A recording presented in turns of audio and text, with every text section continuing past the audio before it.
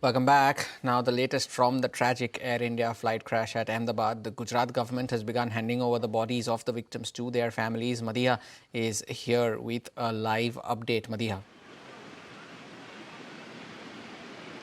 Well, an extremely hot afternoon outside the mortuary complex here at the Ahmedabad Civil Hospital, where families of the victims of the plane crash continue to wait to collect the mortal remains of their loved ones.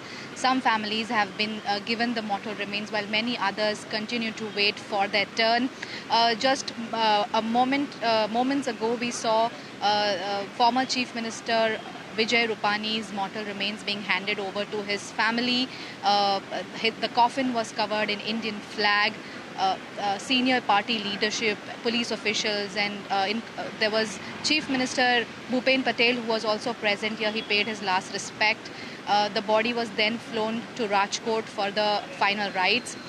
Over 270 bodies have been recovered so far, but there are many people who continue to be missing.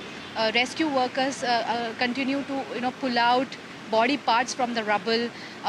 We understand that there were 242 passengers on that plane. One survived.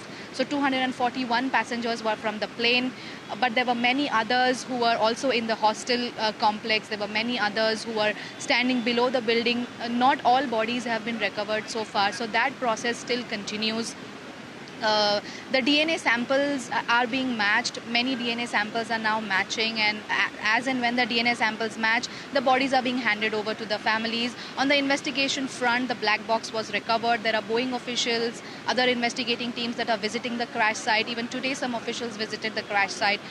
Only then, after the black box is investigated, the recordings are studied. Right. Is when officials will understand what caused the 787 Dreamliner to crash seconds after it took off.